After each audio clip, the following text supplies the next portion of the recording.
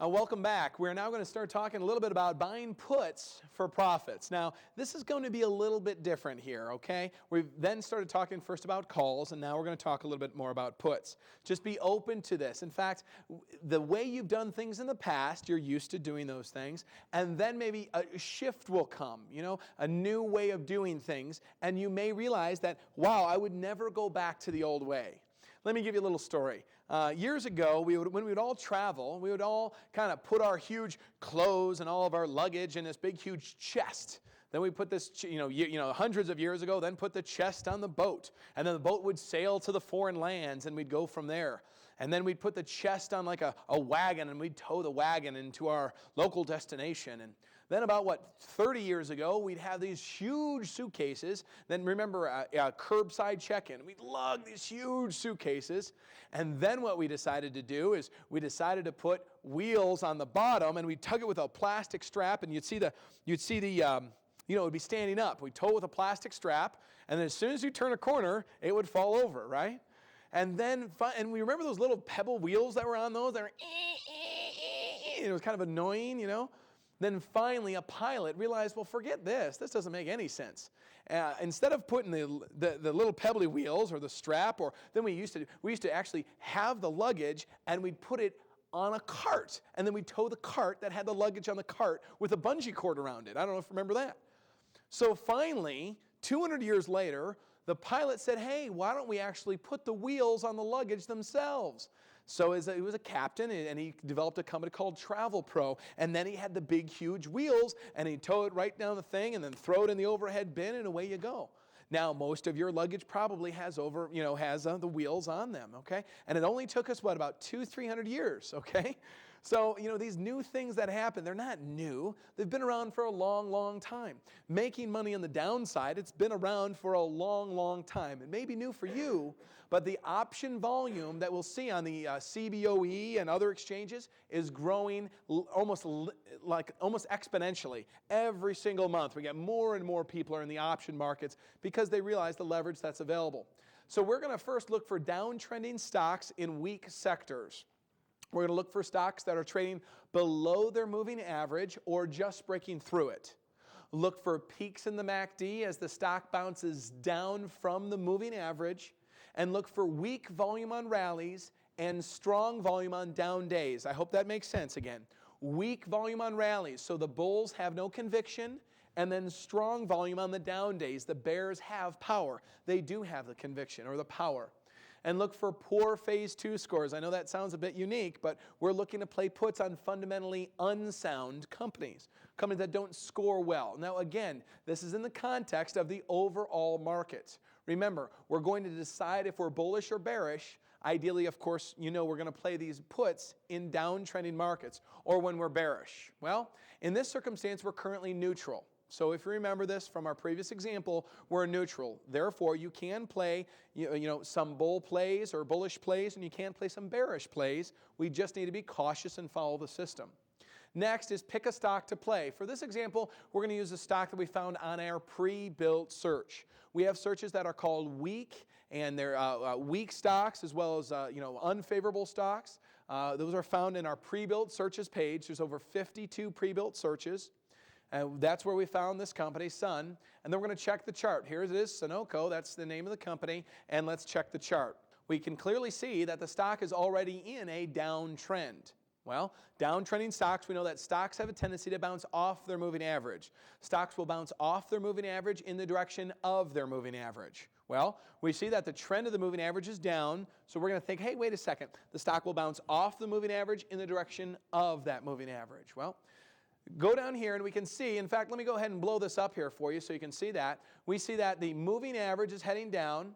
We see a fresh red arrow right there. We see the MACD is about to turn over. And we also see that the stochastics are overbought. And you can also see on the bottom, we see that the volume is not that good, is kind of unfavorable on the last advance. Well, so therefore, what we're going to look for is, we're going to determine, that we have a negative chart. All right. Let's then take a look at where the stock could drop to. Well, we do have a little bit of support. In fact, let me blow that up again for you. If you'll see here, the stock has a tendency to bounce down to support and bounce off of support. It did that once right over here, and again did it again. Now the stock's at about $29, $30 a share. I'm going to expect this on these fresh red arrows to bounce all the way down to that support level. That would make logical sense. It's possible it can go further, but I'm going to expect it to bounce down through support. All right?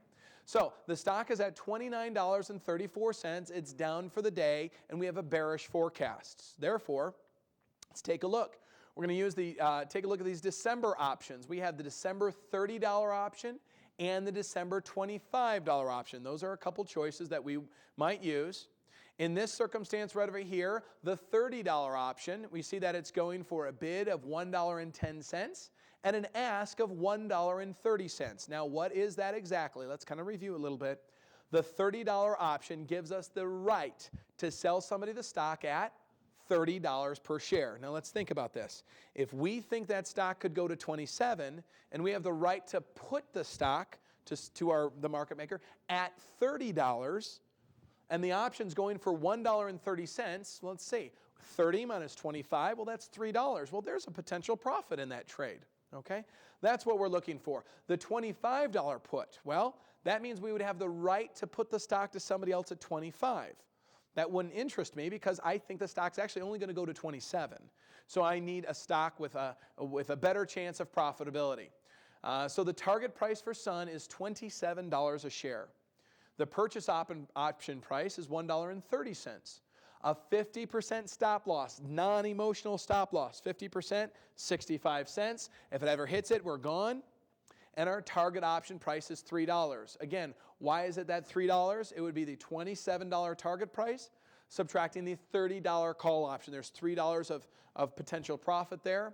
So my initial GTC, again, GTC is good till cancel. My initial good till cancel order will be set at $3. So far, let's review. Remember, we don't get into placing the order. I've gone over this quicker because of how slowly we went through the first example. This is the same thing, just kind of reversed for puts, okay? Number one, we've decided if you're bullish or bearish. We decided we're neutral. We can then play the long or the short side of the market. We can play calls or puts. We just need to make sure we're congruent with our methodology. We've picked a stock to play. Again, how? We found that on the pre-built search. Check the chart trend. We realize that the overall chart is down. The industry group is unfavorable. And we've chosen an expiration date, December. Remember, whatever time frame, we chart the expected move. However long we think it'll take, we let's say it's 2 or 3 weeks. We then take that time frame and we add a month. We make sure we want more time than we need. Again, a classic fault of new option traders is they're tempted by the little carrot of the cheap option. Don't fall into that. Ideally, invest in the option more time than you need. Chosen a strike price of 30. Planning your exit of a GTC, good till cancel at 3. And now place your order. Well, that's basically about it, folks. That's how we basically place the order, and we're going to monitor that the same way we did our call trade. We monitor the trade and find out how we did. Let's review. Patience is a virtue. We're going to follow the 8-step process. If you mess up, you forget one of the steps, you will largely be unprofitable. So follow those steps. Look for volatile stock. Choose stocks with poor fundamentals for put options. I know that sounds a bit unique, but poorer fundamentals than the stocks you choose for calls, of course. Chart the stock's trading pattern. Remember, that's from the moving average, the home, till it stops going down for a put. The moving average home till it stops going down. If you look at some longer term charts, you could pick some great stocks for this strategy. Find stocks that are in general downtrends. You can think of, I won't name any right now, but you can probably figure them out yourselves when you see a long-term downtrend. So you would take a look when it bounces off the moving average until it stops going down. So if we see that, what would we wait for? We'd wait for until it goes up to the moving average. We have a fresh, that's the language we might use, a fresh signal, fresh reds. It bounces off the moving average and then heads down, ideally on heavy volume. That's what we're looking for there. Get out if you're wrong and use stops, a minimum 50% of the purchase price. All right. Now, let's talk a little bit about covered calls, okay? Now, shift your mind a little bit, okay? We've now first started about call options after we've defined what an option is and the theoretical value over, we've gone over that. Now, let's start talking about how to make money from these. Now, when we're buying options, time is your enemy. When you buy options, time is your enemy. When you buy a call or a put, that means your time is working against you. Why? You're buying a decaying asset. Reminds me of an analogy we used to use. It's like an ice cube. Just as soon as you buy it, you hold it in your 98.6 degree hand, that ice cube's going to melt. It's just the way it is. So you must be correct in your forecast. That's why I'm so specific in what the steps we need to go through, because you're buying an ice cube, not a stock, not a building or a stock. You're buying an ice cube. That's why we must be correct. Next, let's talk about covered calls. Instead of buying an ice cube, instead of time working against us, now time will work for us. We are going to then, using the same analogy, sell ice cubes to someone else. And therefore that time decay will serve us. It'll decay on someone else. The risk, there's a chance of selling your stock. If you own a stock, then you're doing a covered call on it, there's a chance that you'll have to sell your stock. And you give up the opportunity to profit if the stock rises above the strike price of the call option that you have sold. Well, when to consider a covered call? Ladies and gentlemen, consider a covered call to generate monthly cash flow from your stocks, for downside protection, to ride out the dips, as well as it can be a growth or an income strategy. Let me give you a little analogy here. Again, back to our real estate analogy. In Chicago, where I was kind of born and raised, there's not a whole lot of real estate left, so all the properties went up. So there would be 4 stories of apartment buildings, or even skyscrapers, and this and that skyscrapers, but 30 or 40 floors definitely of apartments. And if you were to buy, let's say, a 20-unit apartment building, several stories high, ideally you wouldn't buy it just for the appreciation. You would rent it out every month. I know that sounds ridiculous, but of course you would. You need some help making that mortgage payment maybe. So that's a kind of a thought here. If you own a stock, definitely can explore covered calls. Analogy and a story that I'd use one time is that a student came to class, had 7,000 shares of Boeing stock, and she would sell covered calls against that stock every single month and produce a very, very nice positive cash flow for herself every month. And she, in fact, learned the system, so she never, ever sold the stock. So just keep in mind, this is to be used if you have stock, or if you have a 401k or a SEP plan or Keogh plan, whatever. As long as you have the ability to trade your own account and you have that authority, you can use this to your benefit greatly. So again, fantastic strategy. Many of you folks will be able to do this in your IRA and retirement accounts as well. A simple process. It really is simple. Once we've kind of gone over the hump now, we're over the hard part, some of the definitions, things like that. Now we're going to kind of accelerate into the afternoon of today's class and on to your continuing education. Identify optionable stocks in your portfolio. Well, how do you find that? Well, the stocks are optionable because you'll see optionable on the stock chart. I will tell you this, you'll mainly be attracted to stocks with options simply because why would you give up the ability to sell a covered call? For example, mutual funds, they're not optionable. You can't buy an option on a mutual fund. Therefore, they're not optionable. Well, there's other vehicles out there. In fact, we're going to talk about those later on today that do the same thing mutual funds do. If you can't write a covered call on something, why would you invest in it? I mean, again, maybe that's just me. I'm a little bit biased here, but I only own stocks and exchange-traded funds and different vehicles that I can write covered calls on. Reminds me of a story of a trader that I trade with. He was a former student, and he said, well, hey, Michael, take a look at this trade. This is what I'm doing. I've got some stock, and I'm only going to make about $1,300 in 6 days, but, the stock's really not going to do anything else. And at my first glance, because he had, what did he have? Maybe $20,000 worth of stock or something like that. So $20,000 worth of stock, and he was only going to make $1,300 for, about a week, a little over a week. I said, why are you doing that? I mean, you could do a lot better with that. He says, Michael, I own the stock, and cash flow is cash flow is cash flow is cash flow. And I said, well, yeah, it's hard to argue with, right? I mean, if somebody deposits $1,300 in your bank account for 6 days, that's money, right? I mean, it's spendable income, right? And humorously, he says, hey, we're going shopping this weekend, and I want a bigger budget on my shopping spree. He was going to buy some, furniture, whatever he's going to buy. So I'm going to sell covered calls on my stock. And I said, you know what? The litmus test of your business needs to be cash flow and leverage. Those are the 2 things you need. And he was congruent with the business model. So he did very, very well. So we're going to identify optional stocks, determine what the forecast is. Generally, covered calls, neutral to bullish forecast. We would not do covered calls if we have a bearish forecast. Generally neutral to bullish. Check the option quotes, run the numbers, sell the option, monitor the position, and if it's going against you, we do have what we call kind of a market Aikido move where you can go ahead and get out of that transaction. Let's begin. Choose your stock. You've probably heard of Dell Computer before, fantastic computer maker. Michael Dell did a great job, a billionaire in the marketplace, started selling computers out of his dorm room, all right? In fact, he makes, and a lot of his employees use options to trade with. In fact, this company is one of the bigger companies back in the day that would trade options on their own stock. Added significant amounts of profit to their bottom line. So they're familiar with options. The stock is at $29.24 per share. What we're going to evaluate here is what would a covered call pay us? Well, let's take a look. If we were to sell, let's take a look at this slide.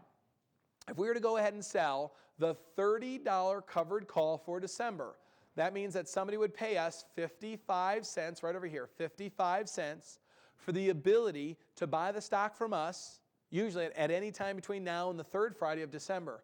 Covered calls, as a rule, 90+% of the time, are exercised on expiration. Very rarely are they ever exercised upon prior to. It's possible, but it's very, very unlikely, all right? Ask your coach or ask your broker more about that. But as a rule, I would say maybe less than 1% of the time have I ever had a covered call, I've done a few million of them, been taken from me prior to expiration. Almost always happens on the expiration. So in this circumstance, it's 55 cents. Again, if we'll take a look at this graph right over here, we see the $30 option, 55 cents is the bid, and 65 cents is the ask. Well, what price would we like to have? Well, we'd rather have the 65 cents. An easy way to remember that is whatever price you want, you get the other one, okay? So instead of the 65, you get the 55 cents. Well, over here in January, that 55 cents is not that attractive. If you consider I've got, it's a $29 stock. Let's go out to the next month. In January, I see that $30 strike price is now going for $1.20 by $1.30. Again, we would get the $1.20. Again, let's go over what's happening here. You own the stock at $29.24, and therefore we're selling somebody else the right to buy the stock from us at $30 a share. Well, that's about it. It's a simple process. In fact, all of you folks, you can call your broker up and you can get approved for this pretty much immediately. Right? Covered calls. Well, let's run the numbers using our covered call calculator. Use the covered call calculator in the strategy section area of the website. Check both the at the money and the next lower strike price. Check the next month out if the premium is very, very small. And that's what we just did. The premium for December was only 55 cents. Therefore, we sold the next month out, the $1.20, which is in January. Check the called out and the not called out returns, because we want to find out if we sell an option that, let's say it's the $21 stock, we sell the $30 option. If the stock goes to 32, 33, 34, the stock will get called out from us at $30 per share. So here's our covered call calculator. We see the shares right over here. For an example's sake, we have 400 shares at a price of $29.24.